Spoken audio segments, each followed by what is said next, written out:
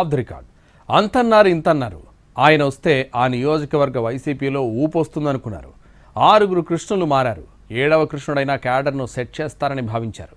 ఆయన ఇన్ఛార్జిగా వచ్చి 15 నెలలు గడుస్తున్నా పార్టీ మాత్రం పుంజుకోలేదనే చర్చ నడుస్తోంది. ఇప్పటికైనా పార్టీని సెట్ చేస్తాడా? బాపట్ల జిల్లా పర్చూరు నియోజకవర్గంలో వైసీపీ ఇనాక్టివ్ మోడ్లోకి వెళ్లిపోయింది. పార్టీ ఆవిర్భావం తర్వాత పర్చూరులో ఇంతవరకు బోణీ కొట్టని వైసీపీ ఈసారైనా గట్టి ప్రయత్నం చేయాలని ఓ సీనియర్ నేత కుమారుణ్ణిని రంగంలోకి దించింది. అయితే ఆయన ఆశించిన స్థాయిలో ఇంపాక్ట్ క్రియేట్ చేయలేదు సరికదా. అసలు నియోజకవర్గ బాధ్యతలు స్వీకరించిన తర్వాత ఏం కార్యక్రమాలు చేశారబ్బా అని క్యాడర్ గుర్తు చేసుకోవాల్సి వస్తుందట. అసలే టీడీపీకి కంచుకోటలా మారిన నియోజకవర్గం బలమైన ప్రత్యర్థి ఉన్నప్పుడు టఫ్ ఫైట్ ఇవ్వాల్సింది పోయి పార్టీ యాక్టివిటీస్ అసలు జరుగుతున్నాయా లేదా అనే పరిస్థితి నెలకొందట. పరుచూరులో వైసీపీ ఆవిర్భావం తర్వాత ఒక్కసారి కూడా గెలవలేదు. 2014 నుంచి 2019, 2024లో వైసీపీ అభ్యర్థులు మారారే తప్ప గెలుపు సాధ్యం కాలేదు. టీడీపీ ఎమ్మెల్యే ఏలూరి సాంబశివరావు వరుసగా 3 సార్లు విజయం సాధించారు. గత ఎన్నికల్లో పోటీ ఓటమి పాలైన ఎడం బాలాజీ ఫలితాల తర్వాత అదృశ్యమయ్యారు. దీంతో వైసీపీ అధిష్టానం గాదె మధుసూదన్ రెడ్డికి అవకాశం ఇచ్చింది. గాదె వెంకటరెడ్డికి నియోజకవర్గంతో ఉన్న రాజకీయ నేపథ్య పార్టీకి ప్లస్ అవుతుందని అంచనా వేసింది. ఆయన పర్చూరు వైసీపీకి ఇన్ఛార్జిగా రావడంతో 2029 ఎన్నికల్లో వైసీపీ జెండా ఎగురుతుందని అంచనా వేసుకున్నారు వైసీపీ క్యాడర్.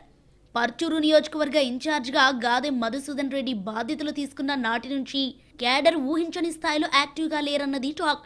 ఏదో చెప్పారు చేశాం అన్నట్లుగా పార్టీ కార్యక్రమాలు చేస్తున్నారు తప్పితే ఇంకా సెకండ్ గేర్లోకి కూడా రాలేదంటున్నారు పార్టీ క్యాడర్. వైసీపీ ఆవిర్భావం తర్వాత గొట్టిపాటి భరత్ పోటీ చేసి ఓడారు. ఆ తర్వాత ఆయన సైలెంట్ కావడంతో రావి రామనాథం బాబుకు ఇన్ఛార్జ్గా వచ్చారు. అయితే 2019 ఎన్నికల సమయంలో అనూహ్యంగా దగ్గుబాటి వెంకటేశ్వరరావు ఎంట్రీ ఇవ్వడంతో ఆయనకు అవకాశం ఇచ్చింది వైసీపీ. అనంతరం ఆయన కూడా పార్టీకి దూరమయ్యారు. దీంతో తిరిగి రావి రామనందం బాబుకు బాధ్యతలు అప్పగించినా ఫలితం లేకపోవడంతో ఆమంచి కృష్ణమోహన్ ఎంట్రీ ఇచ్చారు. 2024 ఎన్నికల సమయానికి ఆమంచి వైసీపీకి రాజీనామా చేసి కాంగ్రెస్ పార్టీలో చేరి చీరల నుంచి పోటీ చేశారు. దీంతో 2024 ఎన్నికల్లో ఎడం బాలాజీని రంగంలోకి దింపింది వైసీపీ. చివరకు 6వ కృష్ణుడిగా వచ్చిన ఆయన కూడా సైలెంట్ కావడంతో పరిస్థితి మాత్రం ఎక్కడ వేసిన గొంగలి అక్కడే అన్నట్లు తయారైంది. 7వ కృష్ణుడిగా గాదె మధుసూదన్ రెడ్డిని పర్చూరు పంపింది వైసీపీ. 15 నెలల క్రితం బాధ్యతలు స్వీకరించిన మధుసూదన్ రెడ్డి క్యాడర్ ఆశించిన స్థాయిలో ఇంపాక్ట్ క్రియేట్ చేయలేకపోయారనేది టాక్.